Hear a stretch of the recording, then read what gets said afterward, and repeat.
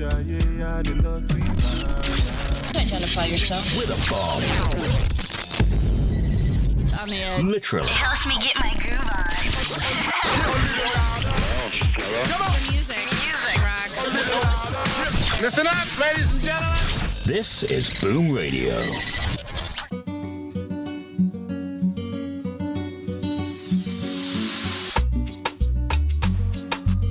It's Silas.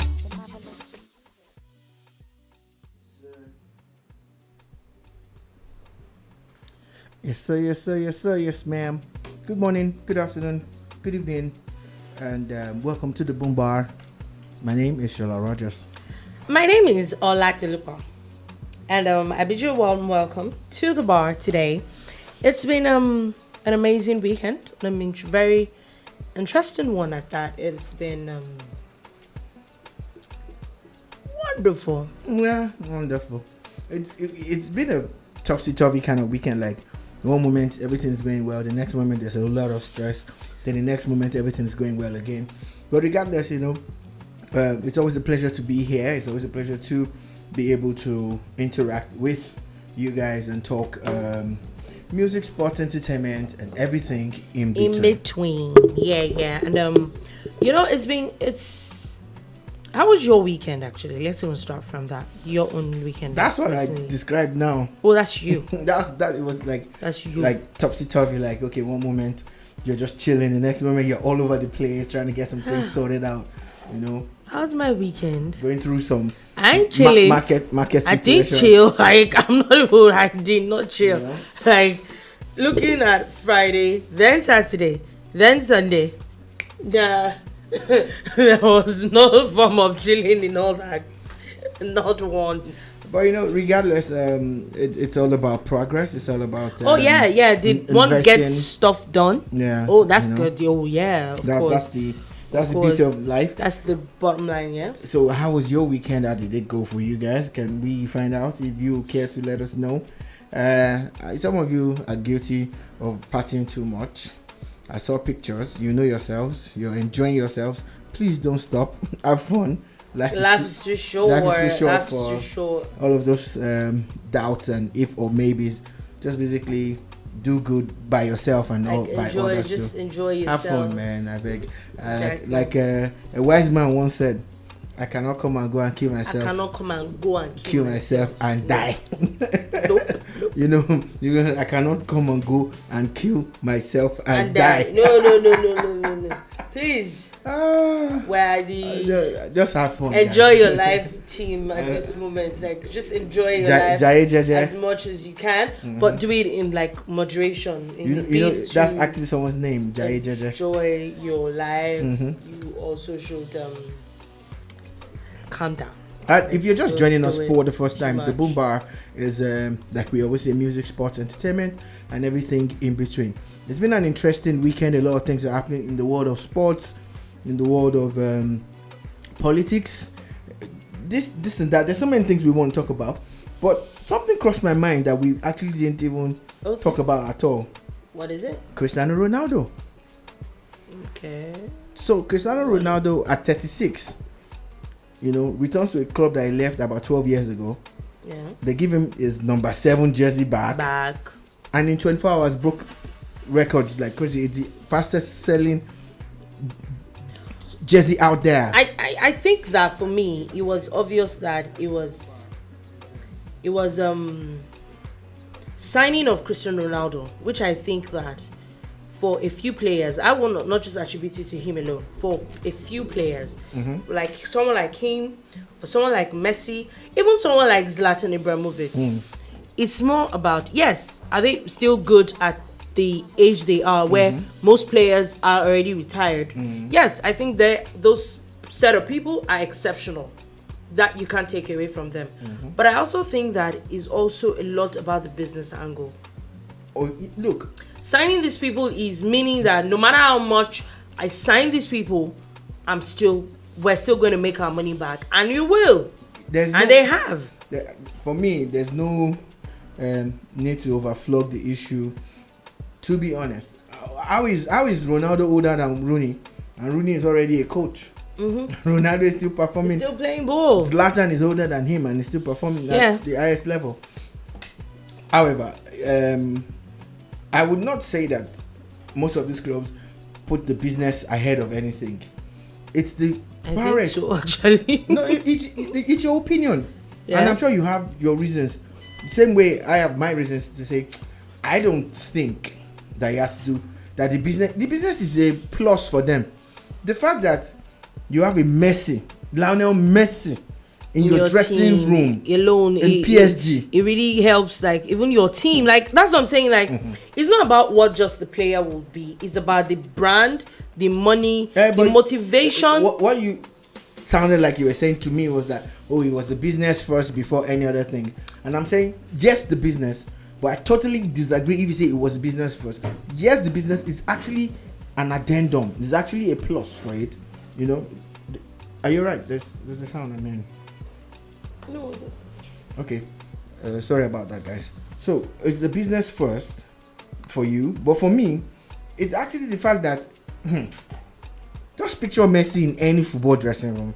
The current Messi at 34, 35 in any football team's dressing room as a member of their team. That alone is enough to ginger. In fact, from the security men at the gate to the front desk officers, everybody's just going to be on hyper. Like, Messi's around. We need to look at the way Messi was received when they got to PSG. Got to Paris, yeah. It was as if a president was coming through. I agree. That was the status that the man had. So, again, same with his rival, because they are rivals, even if, I don't see them as enemies. I see them as very competitive rivals and all of that. There was the same kind of thing that the buzz alone, the company, the shares of Man United went up by 10 or so % overnight. Now jerseys sold out in record time. Like it set a record, global record, not just something local. And that's how big these brands are. Again, it also says that if you work on your craft. I saw a video over the weekend. One of the earliest interviews that Ronaldo granted as a Man United player, he couldn't speak English. So it was Gary Neville who was acting as the interpreter. And they would ask him a question and he would look at Gary like, I don't understand. I don't understand. What you're saying. But look at him today. He has worked on himself, worked on his craft. He speaks, I'm not saying he speaks fantastic English. He's not English, so. But at least he can speak it now, and he's a global icon when it comes to sports and all of that. Same with Lionel Messi, and which basically, my takeaway from this is that work on your craft. Whatever it is that you're doing, just keep honing it, keep churning it out, keep getting better, keep improving, until you blow. You get to the highest level. Blow by Nigerian standards and powers. To blow. See, I won't blow. So, talking about blowing and stuff being blown up. A Kaduna-based Islamic scholar, Sheikh Gumi. You know what? I think we should even stop it. Since we're talking sports, maybe we should just finish all our sports stories once and for all. Yeah. And it's very, very funny how there's a particular player, French player, that the story came out today, who had been in coma for almost 40 years. 40? Yes. Wow. A former France defender, Jean-Pierre Adams, had died at the age of 73 this morning. He had made 22 international appearances for France in the 1970s. He slipped into a coma after a mistake by his anesthetist during a routine knee surgery. How do you go from knee surgery to coma? To coma, a perfect coma in like... It's first things first, our condolences to his family. Because at a time like this, regardless of the fact that he's been in a coma, now it's more or less like, it's gone. So they definitely will feel.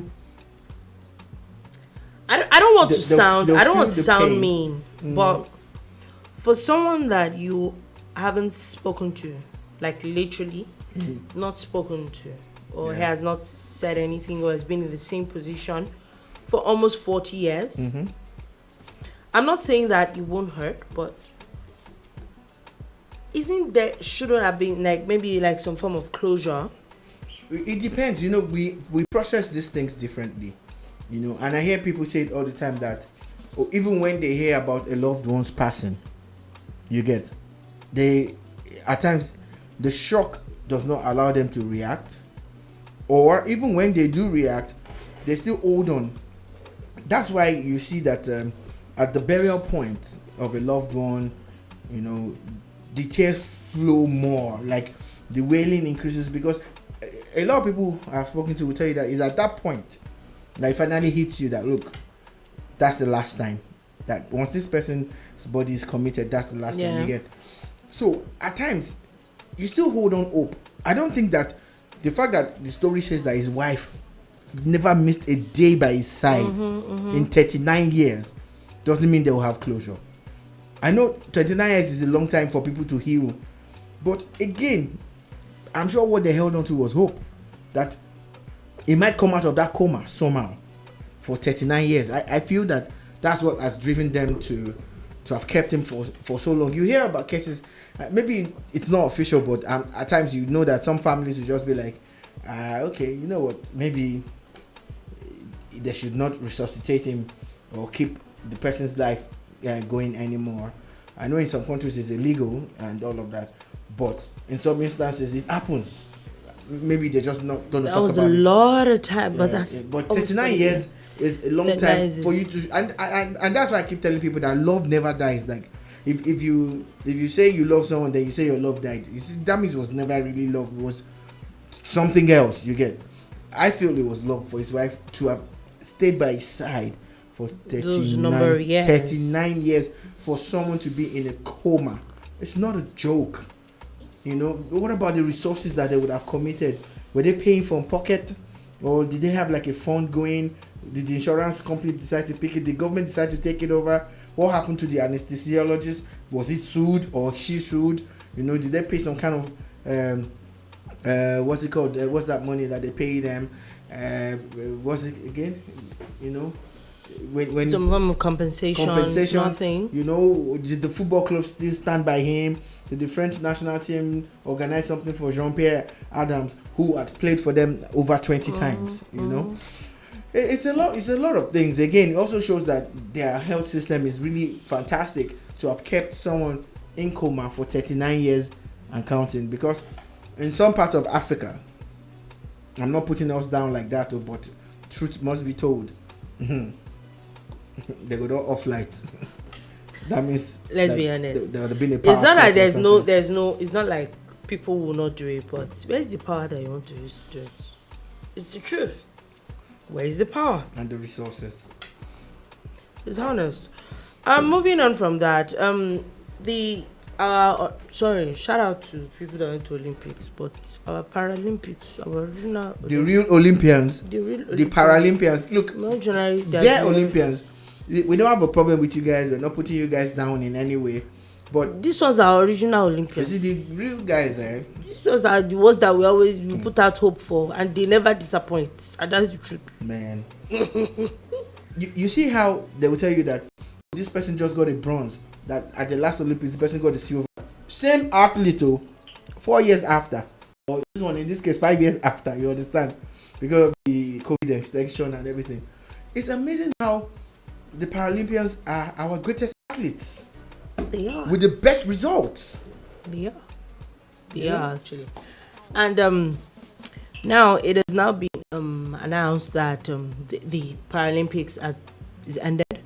Officially. Actually came out as Africa's fourth best. That's Nigeria Paralympians, yes. Oh wow. Yeah. It was I think that coming from the stables of Olympics. in the same city. This is a way better result than what is there a way? I'm not saying they should merge the two, but is there a way they can like run these things side by side concurrently? Yeah. So you get as the Olympics is running the So you have like just one single Olympics, but you just have like events. 2 medals still, you know. I think so. The way they have like men's race, female, women's race, yeah, you actually should also have. I get what you're saying, and I think it's probably going to be cheaper.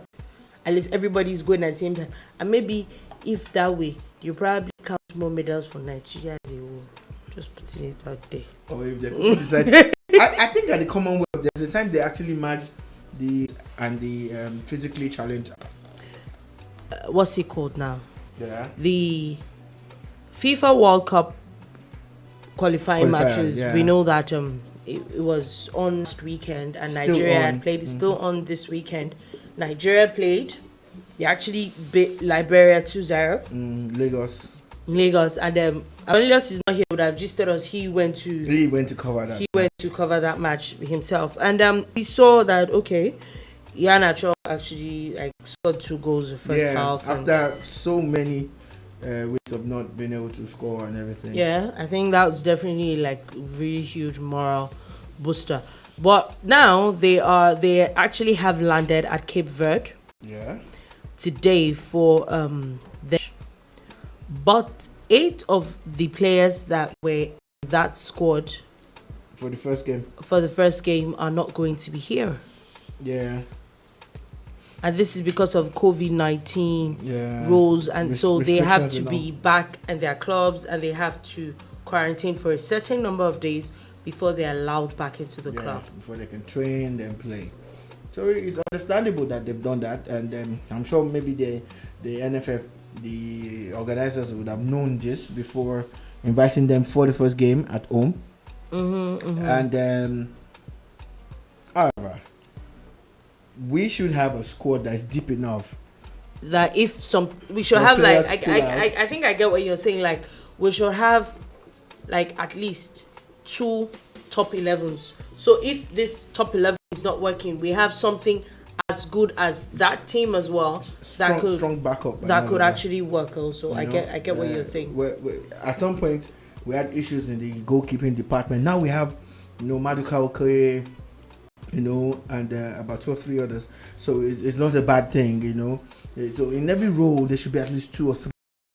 So if 8 players pull out for, concrete reasons that they have, the technical committee factored this in their planning process. So that would be a problem. Now, the Cape Verdeans are not a team that you should just look and say, football has... The honest truth when it comes to... I think football is that everybody knows that until you get to the final whistle. Oh, it's football. Anything is possible. You're not supposed to underrate anybody. Anything is possible. So until we're there, we really can't you can't really write anybody off. Yes, on paper, can they be better? Very possible. Yeah, and these are the kind of games that the Eagles should be winning. Like, if they're serious about going to the World Cup, you don't even want to go on the road. John Doe. Yeah. So Afolabi Odutaya says, "Hello, elders in the house." Okay. Yes, sir. Hi, but I'm not sure I'm an elder. Elder is a very, very strong word. Be calming down. Thanks. Good afternoon. Elder is I'm young. And then he's not talking to you. Thanks, Afo. What was I saying? The thing is that when it comes to Nigeria, I don't know. I might sound very pessimistic, but what's the point? Like you do a lot. What's the point of winning qualifiers? Even I think generally African teams, yeah. Oh, he's laughing. I'm just saying. So, for someone like me, my thought point of getting into these qualifiers, and they are probably not going to pass the group stage or max maybe like round of 16, which we've seen in recent times. I don't even think we went to the World Cup last time. No, we did. Oh, you did? Oh, yes, we did. We were in Russia. Okay, yeah. The Nigerians were running away. They ran away. Okay. I'm just saying it is our way. I get what. Let's expand this to establish what you're saying. It's like saying What's the use of getting married if you know that at some point in time one of the parties will die or get a divorce? Oh, what's the use of going to school if you're not going to be first? You know? Oh, what's the use of leaving your house if you're not guaranteed income for that day? Life is going to happen to you, and you will continue to move forward and strive. You're not going to say because you're not sure you're not going to win. Everybody goes to the World Cup with the hope that there will actually be, the surprise package. Have you got what it takes? What it takes to let's be honest with ourselves. The Nigerian team that you know, do you see them beating Italy, France, Germany, Netherlands, Brazil, England? Do you actually see them beating these teams? I'm just saying, like, personally, just my opinion. Is it a question or? Yes, a question. Yes, I do. Yes, I do. The Nigerian team. Yeah. Yes, the Nigerian team. Okay. Were you expecting to say something else? Because your reaction shows that you were expecting a different answer. Yes, because I was expecting you to be analytical. You sound optimistic, but what is on ground, which you two know. No, I don't. You can't speak for you. Now, let me tell you what I was saying before you asked me the question. Let me tell you again what I was trying to say. A lot of people have gone to tournaments, and that's when they finally make it. You hear of teams like, for instance, you have a team like Greece at the European tournament that nobody gave them a chance, and then they went on to win the thing. And you hear of teams like Spain that kept on trying year in, year out with the amount of talent that they had, and they didn't get anywhere until a certain time when they got it right. Mm-hmm. Every team that makes it to the tournament, be it a 16 or 24 or 32 or 40 nation tournament, no matter the number of nations that are there, is a potential winner. All it takes is just one game. It's one game, just one game. So if you go into life and you're defeated already, then you're not going to achieve anything. At the USA 94, nobody knew about the prowess of the Nigerian national team until they started beating top European teams. That's the thing. That was the 94 team. In 1996. The 2021 team. In 1996, Nigeria beat Argentina and Brazil on the way to winning gold at Atlanta 96.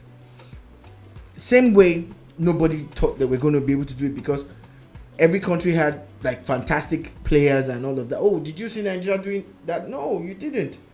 But that's the belief that everybody has. Nobody goes through life